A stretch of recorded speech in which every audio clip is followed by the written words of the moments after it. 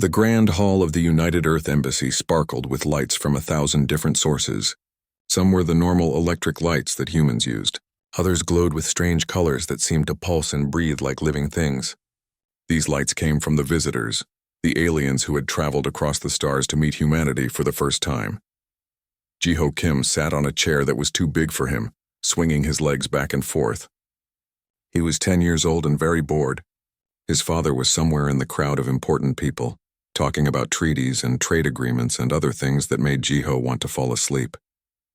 His mother had told him to sit still and be good, but that was 2 hours ago and Jiho had already been as good as he could possibly be. The aliens were called Valnorians. They looked almost human, but not quite. They were taller and thinner, with skin that seemed to glow softly in the dim light. Patterns of light moved under their skin like fireflies dancing beneath a sheet. Jiho thought they were the most beautiful and strange things he had ever seen. He was watching the patterns on one Valnorian's arm when he noticed something. Behind a large pillar, partially hidden from the crowd, sat a small figure. It was a Valnorian child, much smaller than the others. She looked about 7 years old, though Jiho knew that alien ages might work differently. She was sitting alone, looking as bored as he felt. Jiho made a decision. He slid off his chair and walked across the hall, weaving between the legs of diplomats and ambassadors. Nobody noticed him. They were all too busy talking about important things. When he reached the pillar, he stood in front of the alien girl and waved. She looked up at him with large eyes that held colors Jiho had never seen before. Purple and gold swirled together in her irises. "Hello," Jiho said. "I'm Jiho. Are you bored too?" The girl tilted her head, studying him. Then she touched her forehead with 2 fingers and closed her eyes. Jiho felt something strange, like a warm breeze blowing through his thoughts. Suddenly, he understood that she was trying to talk to him without words. Images filled his mind. He saw loneliness, boredom, and a wish to be anywhere but here. He saw a desire for friendship. "You can read thoughts?" Jiho asked, amazed rather than afraid. The girl nodded. She pointed to a small device on her collar and pressed it. A voice came out, translating her words. "I am Hana. I am princess. Very boring here." "Very boring," Jiho agreed, grinning. "Want to see something cool?" He pulled out his pocket game device, a small screen that his mother had given him to keep him quiet during the ceremony. Hana leaned forward, curious. Jiho showed her the game he had been playing, a simple puzzle where you matched colored shapes. Hana's eyes lit up. She reached out hesitantly, and Jiho put the device in her hands. Her fingers moved across the screen, and she laughed. The sound was like wind chimes, soft and musical. Several adult Valnorians turned to look, their expressions shocked. "You just laughed," Jiho said. "Don't your people laugh?" Hana shook her head, still smiling. Through the device, she said, "We feel joy. We do not show it." "Not proper." "That's sad," Jiho said. "Laughing is the best part of being happy." They spent the next hour together, hidden behind the pillar. Hana showed Jiho holographic images from her world. He saw floating cities that hung in the air like jewels. He saw forests where the trees glowed with their own light. He saw oceans that were purple instead of blue, and creatures that swam through the air instead of water. In return, Jiho told her about Earth. He told her about snow and ice cream and birthdays. He told her about his dog named Buddy and how the ocean looked when the sun set. He told her about fireworks and how they painted the sky with colors. Hana absorbed everything with wonder. Through their strange connection, Jiho could feel her emotions. She was lonely, he realized. Being a princess meant everyone treated her carefully, like she might break. Nobody played with her or made her laugh. "Why are you sad so much?" Jiho asked. Hana's glow dimmed. Through the translator, she said, "My people are sick, dying, cannot have babies anymore. I am one of last children born. My father, the emperor, hopes your people can help us." Jiho didn't fully understand all of that, but he understood enough. Her people were in trouble. She was scared. "Don't worry," Jiho said firmly. "Humans are really good at fixing things. My dad says we never give up. We'll help your people. I promise." Hana touched his hand. Her skin was warm and felt like smooth stone. Through their connection, he felt gratitude and something else. Hope. The ceremony was ending. People were starting to move around, preparing to leave.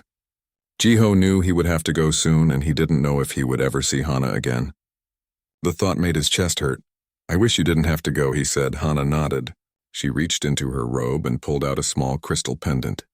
It was shaped like a teardrop and glowed with soft blue light. She pressed it into Jiho's hand. "From my home," she said through the translator. "Remember me." Jiho looked at the crystal, then at Hana's sad, beautiful face. Something fierce woke up inside him. He had just met this alien princess, but she was his friend now, and friends didn't let friends stay sad. "When I grow up," Jiho said, speaking slowly and clearly so the translator would catch every word, "I will marry you and make you happy forever. I promise." Hana's eyes went wide. The patterns under her skin blazed bright with surprise and joy. She laughed again, that wind chime sound, and several Valnorians gasped. "You promise?" she asked. "I promise," Jiho said. "I keep my promises." Hana closed her eyes and Jiho felt her telepathic touch again. This time it was like a warm hug that wrapped around his heart. She was looking at his soul, he realized, checking if he was telling the truth. She found only sincerity in the pure, simple determination of a 10-year-old boy who had decided something was important. "I believe you," she said softly. Then Jiho's mother was calling him, and Hana's attendants were rushing over, and they were pulled apart by the tide of adults who suddenly remembered their children existed. As Jiho was led away, he clutched the crystal pendant and looked back. Hana was watching him, her hand raised in farewell, the patterns on her skin glowing brighter than before. He didn't know that Hana would keep a matching crystal, touching it every night before sleep. He didn't know that his childish promise would echo through 20 years and change the fate of 2 civilizations. He only knew that he had made a friend and given his word, and Jiho Kim always kept his word. 20 years passed like water flowing down a river, sometimes fast and sometimes slow, but always moving forward. Jiho Kim was no longer a 10-year-old boy with dreams bigger than his understanding. He was 30 years old now, a man who had spent 2 decades preparing for something he had never spoken about to anyone. The crystal pendant still hung around his neck, tucked under his shirt where nobody could see it. He touched it sometimes when he thought nobody was watching. He had become a xenobiologist, a scientist who studied alien life. More specifically, he studied how different species could work together, how their bodies functioned, and how they might help each other survive. His colleagues thought he was driven by pure scientific curiosity. They didn't know about the alien princess who had given him a crystal and a reason to push himself harder than anyone else. Jiho had published 17 papers on Valnorian biology. He had learned their language, both the spoken words and the telepathic concepts that didn't translate well into human speech. He had studied every piece of information that Earth had gathered about Valnor over the past 20 years. He knew their culture, their history, and their dying hope. The genetic plague that Hana had mentioned as a child had only gotten worse. The Valnorians were one of the oldest and most advanced species in the galaxy. They had mastered telepathy, created technology that seemed like magic, and built cities that floated among the clouds. But none of that could save them from the sickness written into their own DNA. Every year, fewer Valnorian children were born. Every year, more of their people faded away. The human scientists who worked with them estimated that the Valnorians had maybe 50 years left before their population dropped below sustainable numbers. After that, extinction was just a matter of time. Humanity had been trying to help. Human doctors and scientists had worked alongside Valnorian researchers for years, studying the problem from every angle. But the Valnorian genetic code was incredibly complex, shaped by millions of years of evolution on a world very different from Earth. Every solution they tried failed. Jiho had watched all of this from his laboratory on Earth, frustrated and desperate. He was good at his work, brilliant even, but he was just one person. He couldn't solve this alone. Sometimes he dreamed of Hana, wondering if she remembered him, wondering if she thought about his promise, wondering if she was even still alive. He never tried to contact her. She was a princess and he was just a scientist. The gap between them was wider than the space between their worlds. Then, 3 months ago, everything changed. Dr. Mina Park, one of the lead researchers on the Valnorian genetic project, made a discovery. She had been comparing human DNA to Valnorian DNA, looking for any clues that might help. What she found was unexpected and almost impossible to believe. Human DNA was chaotic compared to Valnorian DNA. Where Valnorians had optimized and refined their genetic code over millions of years, human DNA was messy and full of redundant sequences. Humans had evolved on a harsh world where change and adaptation were necessary for survival. Their DNA reflected that. It was flexible, adaptable, and full of backup systems. That chaos, that flexibility, might be exactly what the Valnorians needed. Dr. Mina's theory was revolutionary and controversial. She believed that the Valnorian plague wasn't just a disease. It was the result of their species becoming too specialized, too perfect. They had removed all the chaos from their genetics, and in doing so, they had removed their ability to adapt. They were like a knife that had been sharpened so many times that it had become too thin and broke under pressure. Human DNA might provide the genetic diversity that could save them. But it would require something unprecedented: genetic exchange between the two species. Not just studying each other's DNA, but actual integration. When Dr. Mina presented her findings to the United Earth Science Council, the room fell silent. Then the arguments began. It was impossible, some said. Too dangerous. Too strange. The Valnorians would never agree to it. And even if they did, there was no guarantee it would work.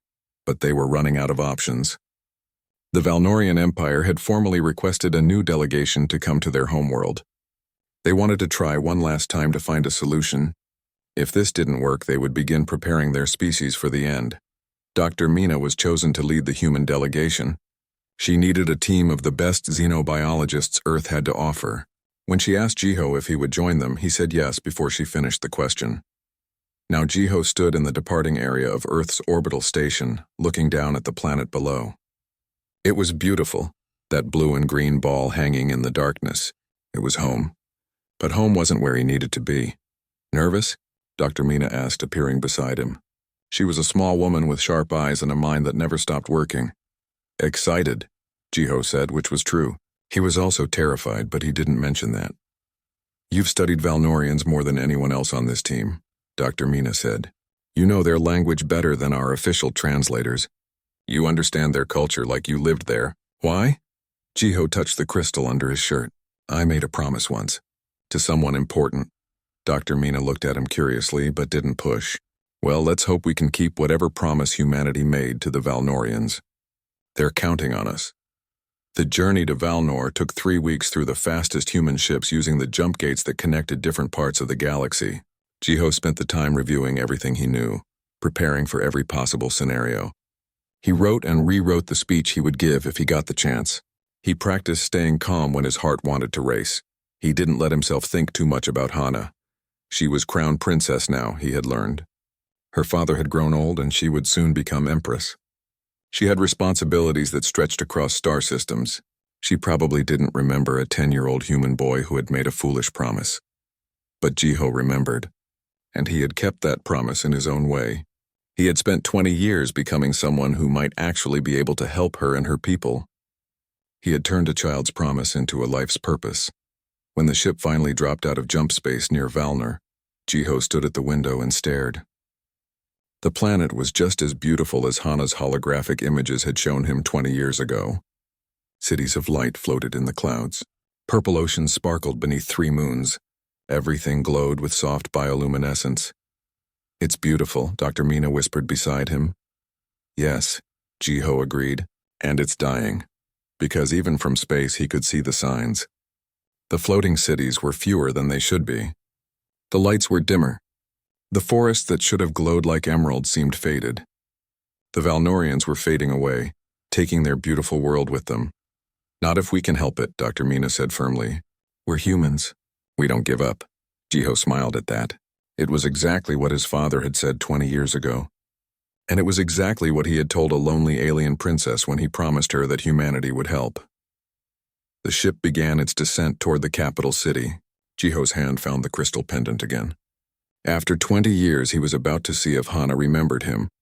He was about to see if a childhood promise could survive the weight of time and distance and impossible circumstances.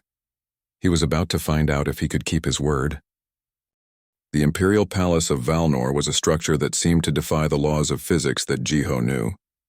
It floated above the capital city without any visible means of support, a collection of graceful towers and flowing bridges made from materials that glowed with inner light. The human delegation was led through corridors that hummed with quiet power, past walls decorated with living art that shifted and changed as they watched. Jiho tried to focus on his breathing and not think about the fact that he was about to see Hana again. He had prepared 1,000 scenarios in his mind. Maybe she wouldn't remember him. Maybe she would be polite but distant. Maybe she had married already. Maybe she would laugh at the memory of a silly human boy who had promised to marry an alien princess. The formal reception hall was enormous, designed to accommodate hundreds of beings from different worlds. The ceiling was so high it seemed to touch the clouds, and the walls were transparent, showing the floating city spreading out in all directions. At the far end of the hall, on a raised platform, sat the throne of Valnor. But the throne was empty. Instead, standing before it was Princess Hana. Jiho stopped breathing. She was taller than he remembered, graceful in a way that made her seem like she was floating, even though her feet touched the ground. She wore robes of deep blue and silver that moved like water around her. The patterns of light beneath her skin were more complex now, swirling in designs that spoke of age and wisdom and heavy responsibility. Her hair was long and dark, held back by a crown that looked like it was woven from starlight, but her eyes were the same. Purple and gold swirling together, holding depths that no human eyes could match. Dr. Mina was speaking, giving the formal greeting that protocol required. The other members of the delegation bowed. Jiho bowed too, his body moving on automatic while his mind tried to process what his eyes were seeing. Then Hana spoke, her voice transmitted through the small devices everyone wore for translation. "Welcome to Valnor, honored guests from Earth. We are grateful for your continued assistance in our time of need." Her eyes swept across the delegation, moving from face to face with polite interest. Then they landed on Jiho and everything stopped. The patterns beneath Hana's skin flared bright, pulsing with light so intense that several of the Valnorian attendants gasped. Her hand moved to her chest, to something hidden beneath her robes. Her lips parted in surprise. Jiho's hand moved too, touching the crystal pendant under his shirt without thinking. For a long moment, they simply stared at each other across the vast hall. 20 years collapsed into nothing. The 10-year-old boy and the 7-year-old girl looked at each other through the eyes of adults who had lived entire lives since that first meeting. Hana recovered first, remembering where she was and who was watching. The light beneath her skin dimmed to normal levels. Though Jiho could see it still pulsed faster than it should, she composed her expression into royal neutrality. "The delegation must be tired from their journey," Hana said. "Please let my attendants show you to your quarters. We will begin formal discussions tomorrow. However, I would like to speak with Dr. Mina Park and Dr. Jiho Kim privately to discuss the scientific details of your proposal." It wasn't really a request. Within minutes, the rest of the delegation was being led away, and Jiho found himself following Dr. Mina through smaller corridors toward what must be Hana's private chambers. His heart was beating so hard he wondered if the Valnorians could hear it with their enhanced senses. Hana led them into a room that was part garden and part study. Living plants that glowed softly climbed the walls. A large table held holographic displays of genetic sequences, but Jiho barely noticed any of it. He was too focused on Hana as she dismissed her attendants with a gesture. The door closed. The three of them were alone. "Dr. Mina," Hana said, her voice different now, less formal. "Would you mind if I spoke with Dr. Kim alone for a moment? I promise we will discuss your fascinating research immediately after." Dr. Mina looked between Hana and Jiho, her sharp eyes missing nothing. A small smile touched her lips. "Of course, Your Highness. I'll examine these genetic displays if that's acceptable." "Thank you," Hana said. She turned to face Jiho fully, and suddenly they were just standing there. Two people who had once been friends, separated by 20 years and a million impossible circumstances. "You came back," Hana said softly. "I promised I would," Jiho replied. Hana reached into her robes and pulled out a crystal pendant identical to the one Jiho wore. It glowed with soft blue light, pulsing in rhythm with Jiho's heartbeat. "I kept it. I touched it every night and wondered if you remembered." "I never forgot," Jiho said. He pulled out his own crystal. The two pendants began to glow brighter, resonating with each other. "I spent 20 years preparing to come back." "You became a xenobiologist," Hana said. "You studied my people." "I studied how to help your people," Jiho corrected. "Everything I did, every choice I made was so that I could keep my promise to you." Hana's control broke.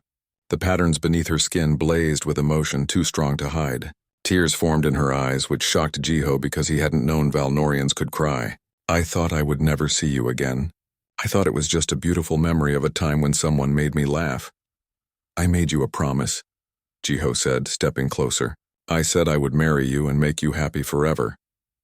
We were children, Hana whispered. I'm not a child anymore, Jiho said. And I still mean it. Hana looked at him, her telepathic senses reading the truth in his mind and heart. What she found there made her breath catch. You're serious. After 20 years, you're actually serious. I told you then that I keep my promises. It's impossible, Hana said, but her voice held hope rather than rejection. I'm Crown Princess. You're human. Our species are too different. I'm betrothed to Lord Taman to unite the noble houses. My people are dying and I have responsibilities that stretch across star systems. How could we possibly— I don't know, Jiho interrupted, but I'm a scientist. I solve impossible problems for a living, and I've never met an impossible problem I couldn't at least try to solve. Hana laughed, that same wind chime sound he remembered from childhood. You always were stubborn. It's a human trait, Jiho said. We don't accept that things are impossible. We just figure out how to make them possible. They stood close now, close enough that Jiho could feel the warmth radiating from her skin, close enough that her telepathic presence wrapped around him like a gentle embrace. I missed you, Hana said quietly. That sounds foolish. We spent one day together 20 years ago. But I missed you every day since. I missed you too, Jiho admitted. I studied your culture, your language, your biology. I read every report about your world. It was the closest I could get to being near you. Why didn't you contact me? Hana asked. You're a princess. I'm just a scientist. I had to become someone worthy of keeping my promise. I had to become someone who could actually help you and your people. You were already worthy, Hana said. You were worthy the moment you sat down next to a lonely alien child and made her laugh. Dr. Mina cleared her throat politely. I hate to interrupt, but we do have a dying species to save. Hana stepped back, wiping her eyes and composing herself. The princess mask slid back into place, though the patterns beneath her skin still glowed brighter than normal. Yes, of course. Forgive me. Nothing to forgive, Dr. Mina said, and her tone was kind. But Jiho is right about one thing. Humans specialize in making impossible things possible, so why don't you tell us about your situation? And we'll tell you about our solution. Together, maybe we can save your people and figure out the rest later. Hana nodded. She moved to the holographic displays, activating them with a touch. Genetic sequences filled the air, showing the complexity of the Valnorian plague. But as she began to explain, her hand kept touching the crystal pendant. And across the table, Jiho touched his matching crystal, feeling the connection between them pulse and glow. 20 years ago, a boy had made a promise to a princess. Now, a man stood ready to keep that promise no matter what it took, and for the first time in years, Hana allowed herself to hope that happiness might actually be possible. The laboratory deep within the Imperial Palace had become Jiho's second home over the following weeks. He worked alongside Dr. Mina and a team of Valnorian scientists, including a brilliant researcher named Dr. Somin, who approached the genetic problem with the same desperation Jiho felt. They were racing against time, and everyone in the room knew it. Jiho had been right about Dr. Mina's theory. The Valnorian genetic plague wasn't really a disease in the traditional sense. It was more like a lock that their own DNA had built around itself. Millions of years of genetic refinement had made their species incredibly advanced, but it had also removed their ability to adapt. They were perfect, and that perfection was killing them. Human DNA, by contrast, was a mess. It was full of redundant sequences, backup systems, and genetic variations that seemed random. But that chaos was actually humanity's greatest strength. Humans had evolved on a world that constantly changed, that constantly challenged them. Their DNA reflected that.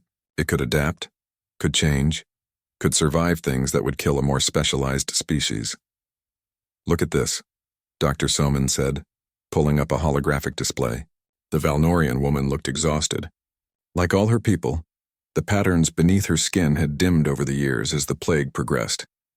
This is a Valnorian reproductive cell. See how stable it is? Every sequence in perfect order. No variations. Now look at a human cell, Dr. Mina added, bringing up a comparison. It's chaotic. Different sequences, multiple versions of the same genetic information, backup systems everywhere. That chaos is the key, Jiho said, staring at the displays. The Valnorian cells are too stable. They can't adapt to changes. But if we could introduce human genetic sequences, the adaptive elements, we could give them the ability to change again, Dr. Soman finished. The human DNA would act like a key, unlocking the rigid structure of Valnorian genetics. But how do we introduce it? Dr. Mina asked.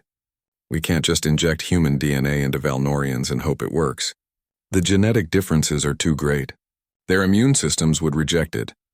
Jiho looked at the data for a long time. Then an idea began to form. What if we don't inject it? What if we integrate it naturally? What do you mean? Dr. Soman asked. Compatible pairing, Jiho said slowly, the idea taking shape as he spoke. If a human and a Valnorian were genetically compatible, if they could produce offspring together, the child would carry both sets of genetic information. The human adaptive sequences would be integrated naturally into the Valnorian genetic structure. The room went silent. Dr. Mina and Dr. Soman stared at him. That's impossible, Dr. Soman said. Our species are too different. We can't interbreed, can't we? Jiho asked. He pulled up more data, information he had been studying for weeks. Look at the fundamental structure. Both species are carbon-based. Both use DNA, both have similar cellular organization. The differences are in the details, not the foundation. And Dr. Mina's research showed genetic similarity of almost 60%. That's higher than horses and donkeys on Earth, and they can produce offspring. But the offspring would be sterile, like mules, Dr. Mina pointed out. Maybe not, Jiho said, because the human genetic chaos includes backup reproductive systems. Multiple versions of the same genes. If integrated properly, the hybrid offspring might not only survive but be fertile. And more importantly, they would carry the key to unlocking Valnorian genetics. This is insane, Dr. Soman said, but she was looking at the data with new eyes, seeing possibilities she had never considered. It gets more insane, Dr. Mina said quietly, because even if this could work theoretically, we would need willing participants. Human and Valnorian pairs who are compatible enough to attempt this, and we would need the Valnorian people to accept it. They won't, Dr. Soman said flatly. We are proud of our genetic purity. We have spent millions of years refining ourselves. To suggest we need to mix with another species to survive, the noble houses would never accept it. Lord Taman and the traditionalists would fight this with everything they have. Then we prove it works, Jiho said. We find a compatible pair. We show that integration is possible. We demonstrate that this could save your species. And where do we find this compatible pair? Dr. Soman asked. Jiho touched the crystal pendant under his shirt. I think I know where to start. That evening, Jiho met Hana in the private garden where they had been meeting every night since he arrived. It was the only place they could be together without the weight of politics and protocol crushing down on them. Here, surrounded by glowing plants and the soft hum of Valnorian night insects, they were just Jiho and Hana again, but tonight, Jiho had to talk about something more than memories and feelings. We have a solution, he said, or at least a possible solution. But you're not going to like it. Hana looked at him with those eyes that saw too much. Tell me, he explained the theory. The genetic integration, the need for compatible pairs, the possibility of human Valnorian offspring carrying the key to saving her species. Hana listened without interrupting. When he finished, she was quiet for a long time. You're right, she finally said. I don't like it. Not because it wouldn't work, but because I know my people. They will see this as an insult to everything we are. They will say you're suggesting we're not good enough as we are. You're more than good enough, Jiho said. But even the best lock needs a key. Your genetic perfection is your lock. Human genetic chaos is the key. It doesn't make you less. It makes you able to survive. Lord Taman will never accept this, Hana said. He represents the old families, the ones who believe our purity is sacred. And he's powerful. He could block this solution even if it could save us. Then we prove it works before we ask for acceptance, Jiho said. We test the theory. We show undeniable evidence that human Valnorian genetic integration is possible and beneficial. How? Jiho took a deep breath. Dr. Soman can run compatibility tests. Match human and Valnorian genetic sequences to find pairs that could theoretically produce viable offspring. If we find a highly compatible pair, They could undergo controlled genetic integration therapy. We could prove the concept works. Hana's eyes widened as she understood. You want to volunteer? Yes. And who would be your Valnorian partner in this test? Jiho looked at her steadily. The data from Dr. Soman's preliminary scan shows that you and I have unusually high genetic compatibility. Almost like we were meant to find each other. Hana stood up, pacing among the glowing plants. You're asking me to undergo experimental genetic therapy that could kill us both. You're asking me to prove to my people that we need to mix our DNA with humans to survive. You're asking me to give up centuries of tradition. I'm asking you to live, Jiho said quietly, and I'm asking you to let me keep my promise. I said I would make you happy forever. Your people dying around you doesn't make you happy. Watching your species fade away doesn't make you happy. If I can help prevent that, even if it's dangerous, even if it's controversial, then I have to try. You could die, Hana said. I'm human, Jiho replied. We do dangerous things all the time. It's kind of our specialty. Hana turned to look at him, and there were tears on her face again. Why? Why would you risk everything for people who aren't even your species? Because you're my species now, Jiho said. The moment I promised to marry you, your people became my people. Your problems became my problems, and I don't abandon my people. This is insane, Hana whispered. Yes, Jiho agreed. But sometimes the only answer to an impossible problem is an insane solution. Humans have known that for millennia. Hana was quiet for a long time. Then she said, if we do this, if we undergo the genetic integration therapy together, and if it works, it would prove more than just the scientific theory. What do you mean? It would prove that a human and a Valnorian can truly bond. Not just genetically, but in every way. It would prove that your promise wasn't just the dream of a child. It would prove that we could actually have a future together. Jiho stepped closer to her. Is that something you want? I've wanted it since I was 7 years old, Hana admitted. I just never believed it was possible. Then let's make it possible, Jiho said. Let's prove that impossible is just a word. Let's save your people and keep my promise at the same time. Hana reached out and took his hand. Her skin was warm against his. If we do this and it works, everything changes. For both of us. For both our species. I know, Jiho said. And if it doesn't work? Then I tried, Jiho said. And trying is all any human can do. Hana looked at him for a long moment. Then she nodded. Okay, let's do this. Let's show the galaxy what happens when humans refuse to accept the impossible. The next morning, they presented their proposal to the Valnorian High Council, and as Dr. Soman had predicted, Lord Taman rose in opposition, his voice filled with fury and tradition and fear. The battle to save the Valnorian people had begun. The Valnorian High Council chamber was designed to impress and intimidate. It was a circular room with walls that seemed to be made of liquid light, constantly flowing and changing. The council members sat in hovering seats arranged in tiers, looking down at whoever stood in the center. Right now that was Jiho, Dr. Mina, and Dr. Somin. Lord Taman stood in his seat, his robes marking him as one of the highest noble houses. He was tall even for a Valnorian, and the patterns beneath his skin glowed with barely controlled anger. This proposal is an insult to everything we are, he declared. You ask us to pollute our genetic heritage with alien DNA. You ask us to abandon millions of years of evolution.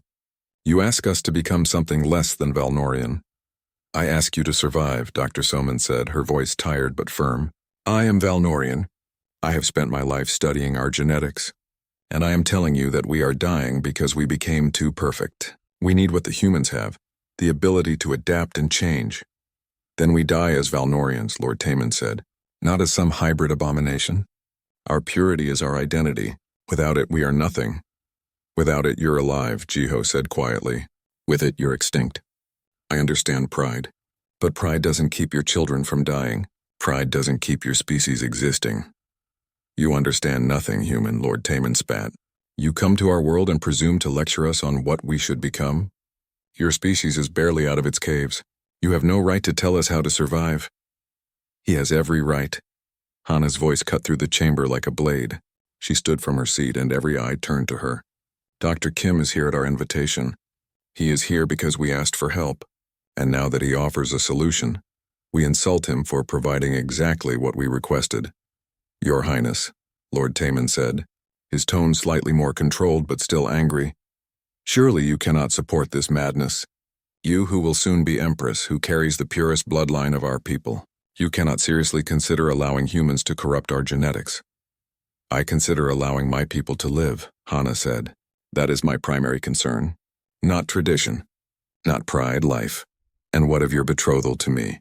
Lord Taman asked. And now there was something dangerous in his voice. "We are to be married, uniting the royal house with the noble houses. That alliance is critical to our political stability." "Political stability means nothing if there are no Valnorians left to govern," Hana replied. The chamber erupted in argument. Some council members supported Lord Taman, shouting about tradition and purity. Others, led by Prince Hyun, Hana's younger brother, argued for at least considering the human proposal. The chamber's light walls flickered with the emotional intensity. Finally, the Emperor, Hana's father, raised his hand. The chamber fell silent. He was old, his patterns dimmed with age and sickness, but his voice still carried authority. "We will hear the human proposal in full," he said. "Dr. Kim, explain your plan." Jiho stepped forward. He had prepared this speech 100 times in his mind. The genetic integration therapy would work in stages. First, we would identify highly compatible human-Valnorian pairs through genetic testing. Then, these pairs would undergo controlled exposure to each other's genetic material, allowing their immune systems to adapt and accept the foreign DNA. If the initial integration succeeds, Dr. Mina continued, the next stage would involve more direct genetic exchange, combining elements of both species' DNA in a controlled environment. The goal is to create a hybrid genetic sequence that carries the adaptive elements of human DNA within a Valnorian framework. "And you would test this on whom?" the Emperor asked. "On volunteers," Jiho said. "Dr. Samin has run preliminary compatibility scans. We have identified several potential pairs with high compatibility, but to truly prove the concept, we need a pair with the highest possible genetic compatibility to undergo the first test." "And you have identified such a pair?" the Emperor asked. Jiho took a deep breath. "Yes. Princess Hana and I have the highest genetic compatibility ever recorded between our species. Our compatibility rating is 94%, which is higher than some members of the same species. It's as if our genetics were designed to work together." The chamber exploded again. Council members shouted over each other. Lord Taman's patterns flared so bright they were almost painful to look at. "This is unacceptable," Lord Taman roared. "The Crown Princess cannot undergo experimental genetic therapy with a human. She is betrothed to me. She is the future of our species. She cannot risk her life on this insanity." "I can and I will," Hana said, standing. "My father is dying. My people are dying. If there is a chance, any chance that I can help save them, then I must take it. That is what leadership means." "You are being manipulated by this human," Lord Taman said, pointing at Jiho. "He comes here with pretty words and false promises. He exploits your compassion and your desperation. He seeks to corrupt our princess for his own gain." "Be very careful with your next words," Hana said, her voice cold as space. "Dr. Kim has shown nothing but dedication to helping our people. His research, his knowledge, his willingness to risk his own life in this experiment, these are not the actions of someone seeking personal gain." "Are they not?" Lord Taman said. "He proposes genetic integration with you specifically. How convenient that the solution to our problems requires him to bond with the Crown Princess. How convenient that he would become important to our species by binding himself to you."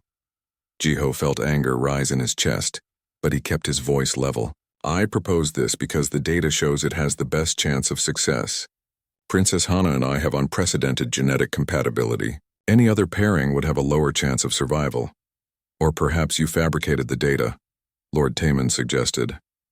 "That's enough," Prince Hyun said, standing. He was younger than Hana, but his voice carried conviction. "I have reviewed Dr. Somin's data personally.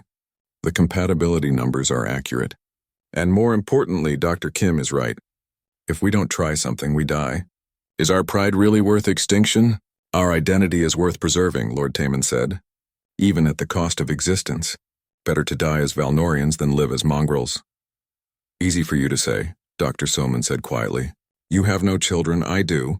My daughter is 5 years old and she will likely be one of the last Valnorian children ever born unless we do something. So forgive me if I care more about her future than I do about our genetic purity."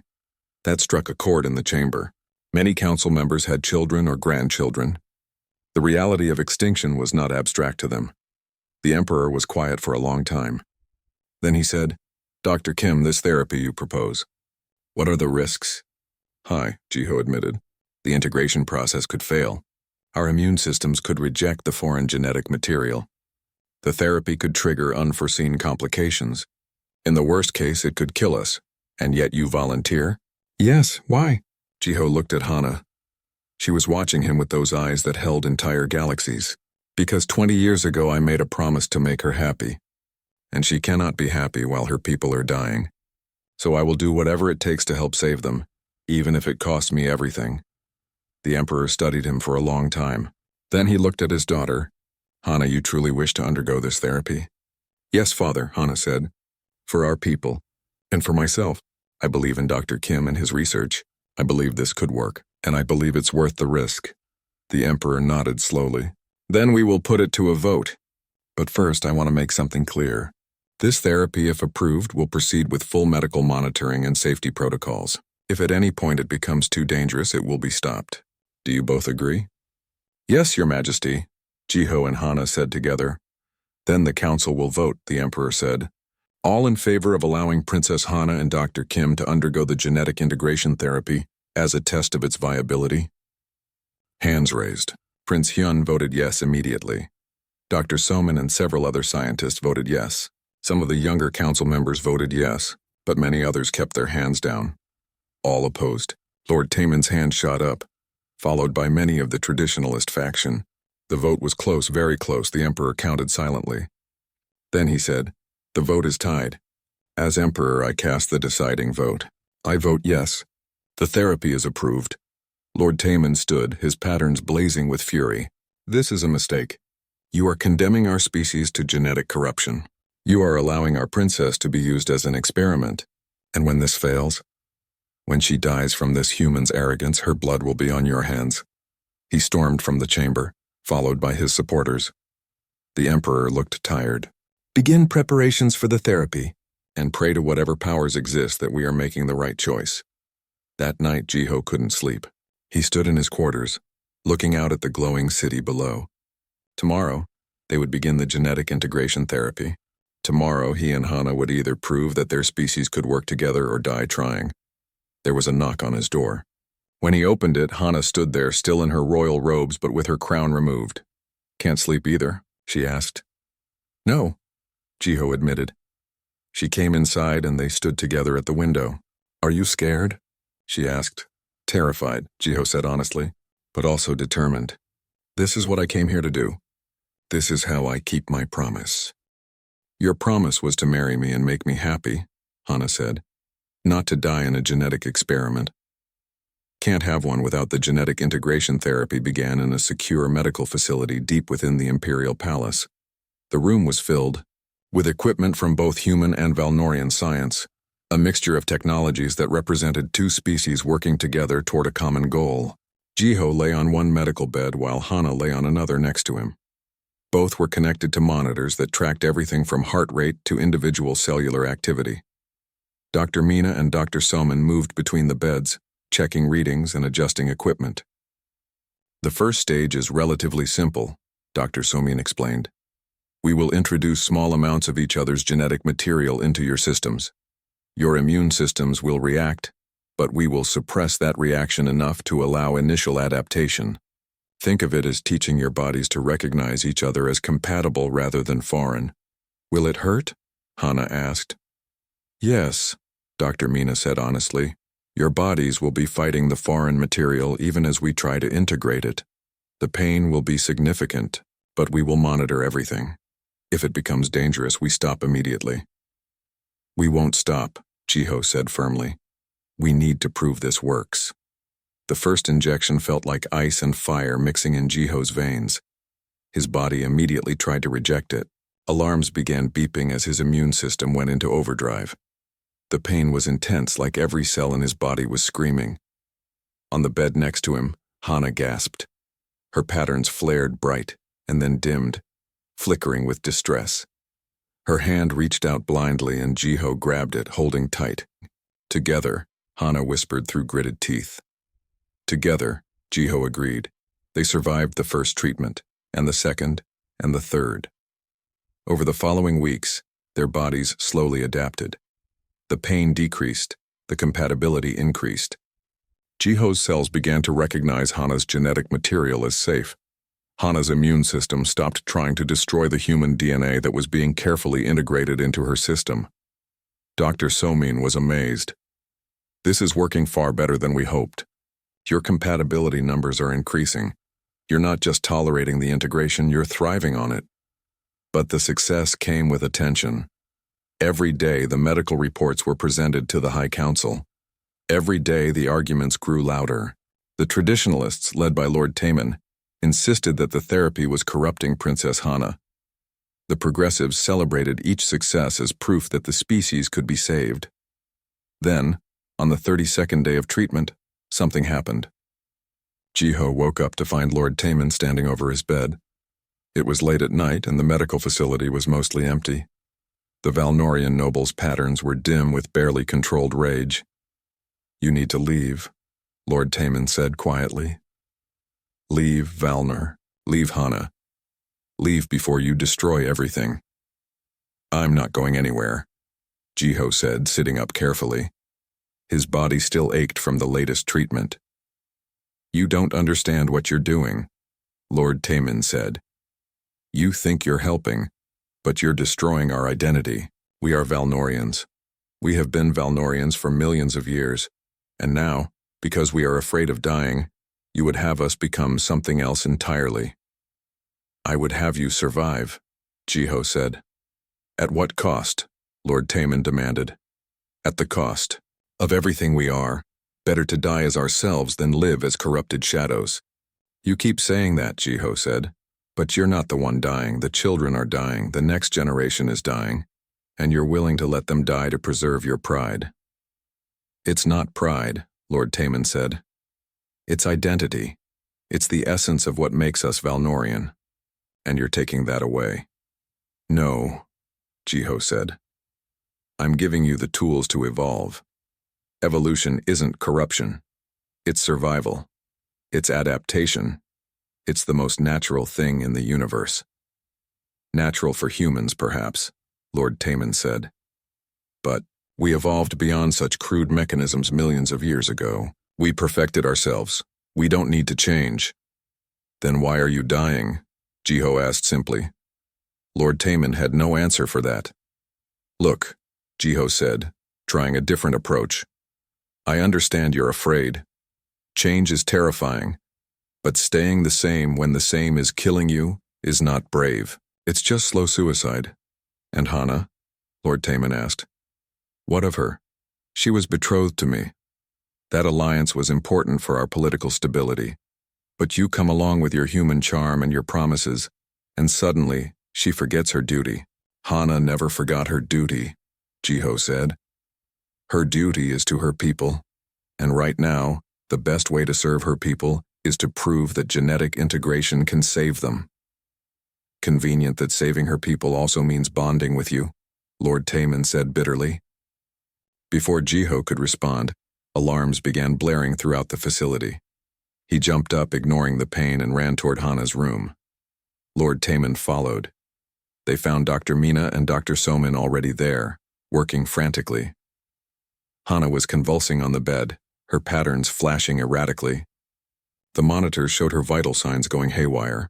"What happened?" Jiho demanded. "Rejection," Dr. Somin said, her hands flying over the controls.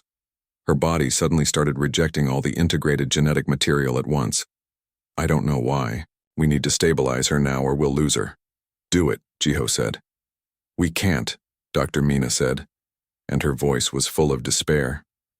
"The stabilization drugs aren't working. Her immune system is attacking everything, even her own cells. It's like her body has decided to destroy itself rather than accept the foreign material." Jiho looked at Hana thrashing on the bed, and something inside him broke. This was his fault. He had pushed for this. He had convinced her to take this risk, and now she was dying because of him. "There has to be something," he said. "There is one possibility, Doctor," Somin said, "but it's never been tested, and it's incredibly dangerous. Tell me, Jiho demanded. A full genetic bond, Dr. Soman said. Instead of slow integration, we would connect your genetic systems completely. Your human DNA would flood into her system all at once, overwhelming her immune response. If it works, her body would have no choice but to accept it or die. The sheer volume would force adaptation. And if it doesn't work? Dr. Mina asked. Then you both die, Dr. Soman said. Your systems would be too interconnected. If she goes into complete rejection, it will pull you down with her. Do it, Jiho said immediately. Jiho, no, Dr. Mina said. You can't. This could kill you. She's dying right now, Jiho said. I won't let that happen. Not when there's something I can do to stop it. This is insane, Lord Taman said. Yes, Jiho agreed. But humans specialize in insane solutions to impossible problems. Now do it, please. Dr. Somin looked at Dr. Mina. The human doctor looked at Jiho for a long moment. Then she nodded. Strap in, Dr. Mina said. This is going to hurt more than anything you've ever felt. They connected Jiho to Hana's system through a device that looked like it belonged in a science fiction nightmare. Tubes and wires ran between them, carrying genetic material back and forth at a rate that should have been impossible. When they activated it, Jiho screamed. It felt like his body was being torn apart and rebuilt from the inside out. Every cell was splitting open, sharing itself with Hana's cells, integrating with her genetic code on the most fundamental level. He could feel her immune system attacking, could feel her body trying to reject him, could feel her dying, but he was human, and humans were stubborn. He pushed back. He flooded her system with human DNA, with human adaptability, with human determination. He overwhelmed her immune response with sheer volume and variety. He forced her body to accept him by making rejection impossible. And somewhere in the pain and the chaos, he felt something incredible. He felt Hana's consciousness, her thoughts, her emotions. Their minds touched the way their genetics were touching, merging and integrating on every level. He felt her fear, her pain, her desperate will to survive. And underneath it all, he felt her love for her people, her determination to save them, and her hope that this might work. He sent his own thoughts back to her, his promise, his dedication, his absolute refusal to let her die. Together, connected in ways that went beyond physical, they fought. Human stubbornness met Valnorian determination. Human chaos met Valnorian order. And instead of destroying each other, they balanced. Jiho didn't know how long it lasted. It felt like hours, but it might have been minutes. All he knew was that eventually, the pain began to fade. The alarm stopped. The monitors stabilized. He opened his eyes to find Dr. Mina staring at the displays in shock. It worked, she whispered. By all the stars in the sky, it actually worked. Jiho looked at Hana. She was unconscious but breathing steadily. Her patterns glowed with a new quality, something that hadn't been there before. A mixture of Valnorian grace and human vitality. Her genetic structure has stabilized, Dr. Soman said, her voice full of wonder. The integration is complete. She's carrying human DNA now, fully integrated into her cellular structure. And it's not just surviving, it's thriving. What about Jiho? Dr. Mina asked. Dr. Soman checked his monitors and gasped. He's integrated Valnorian DNA too. The exchange went both ways. They've created a true genetic bond. They're not quite human or Valnorian anymore. They're both. Lord Taman, who had watched the entire procedure in silence, finally spoke. You've changed her, made her into something else. I saved her, Jiho said weakly, and proved that integration works. That humans and Valnorians can not only coex. The ancient arena was carved from a single piece of crystal that glowed with captured starlight. It had stood for 10,000 years, hosting duels that shaped Valnorian history. Today it would host something unprecedented. A human fighting a Valnorian noble for the future of an entire species. Thousands of Valnorians filled the stands, their patterns creating waves of light across the arena. The High Council sat in special seats with the Emperor watching from the highest position. Next to him sat Hana, recovered from the genetic integration and looking stronger than ever. though her eyes were filled with worry. Jiho stood in the center of the arena, wearing simple combat clothing that the Valnorians had provided. He had spent the past week studying Valnorian combat techniques, but he knew he couldn't match Lord Taemon's skill. The Valnorian noble had trained in combat his entire life.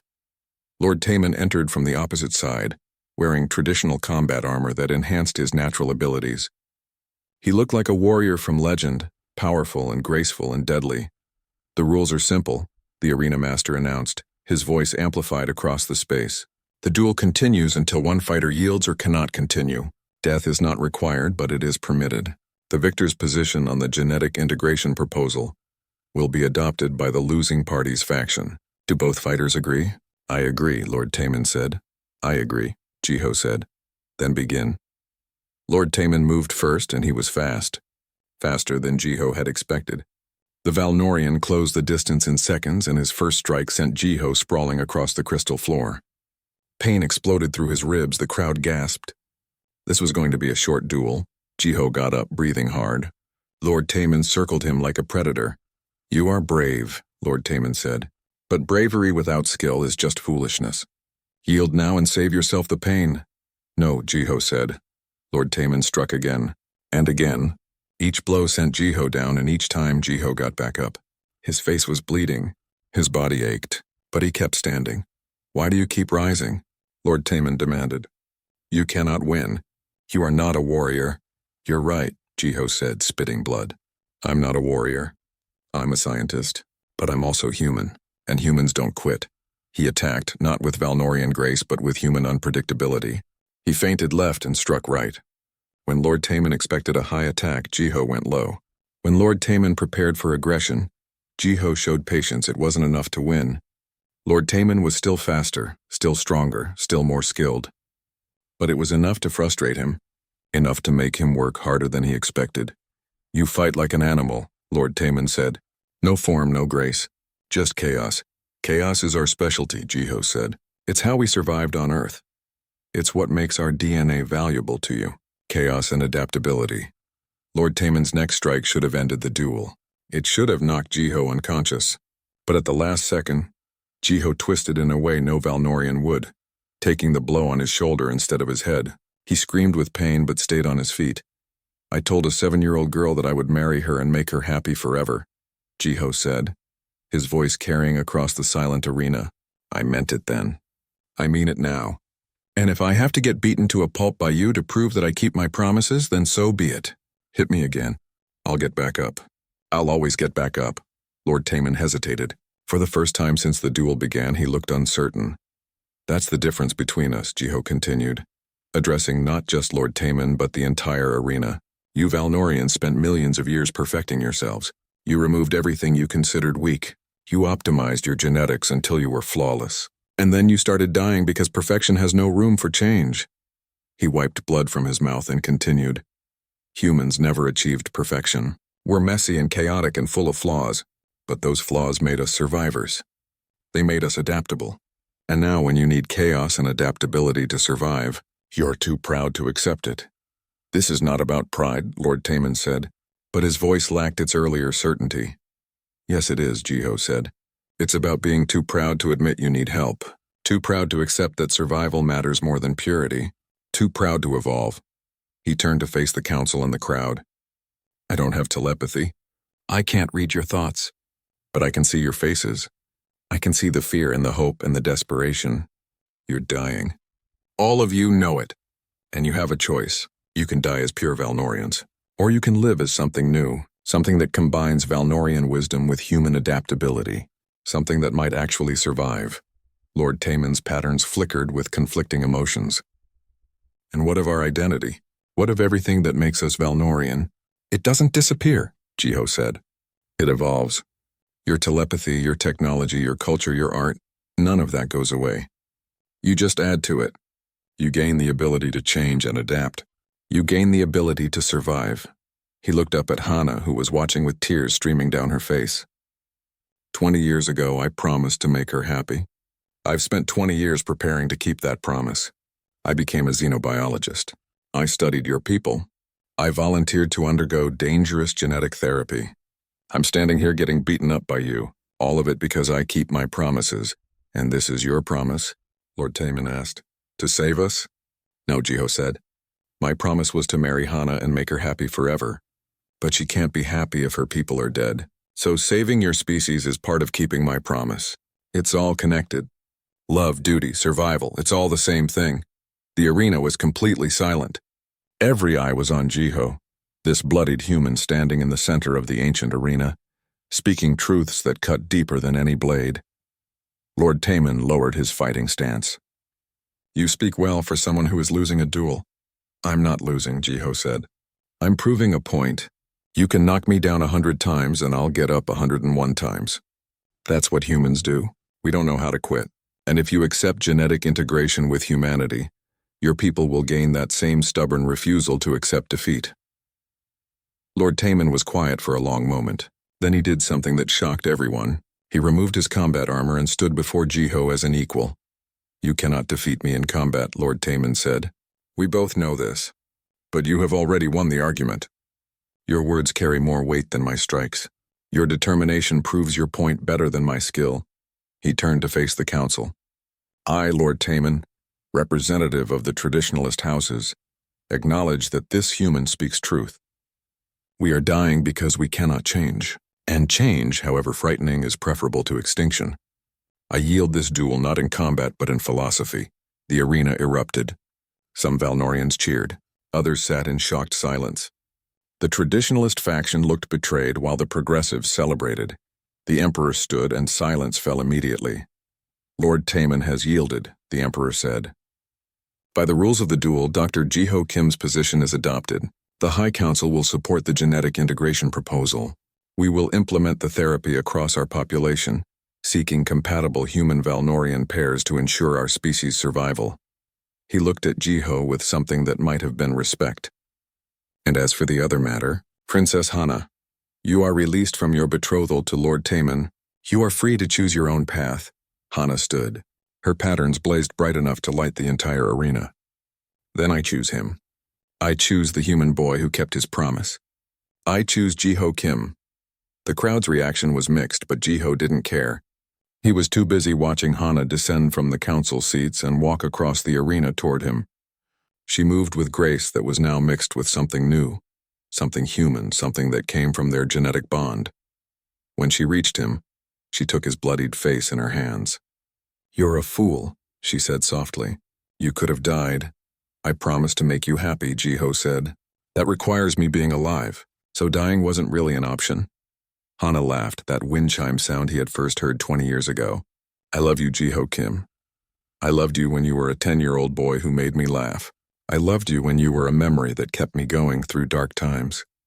And I love you now as a man who kept an impossible promise. I love you too, Jiho said. I always have. They kissed there in the center of the ancient arena, before the council and the crowd and two species watching. And when they separated, the patterns beneath Hana's skin glowed brighter than ever, pulsing in rhythm with Jiho's heartbeat. Their genetic bond made them connected in ways that went beyond words. The next 5 years passed in a blur of change and growth. The genetic integration. Therapy was rolled out across Valnor with careful precision. Dr. Mina and Dr. Soman led teams that tested thousands of human Valnorian pairs for compatibility. They found hundreds of matches, some better than others, but all viable. The therapy was refined, made safer, and eventually became routine. The first hybrid children were born within 2 years. They were beautiful, carrying the best traits of both species. They had Valnorian grace and telepathic abilities combined with human adaptability and emotional range.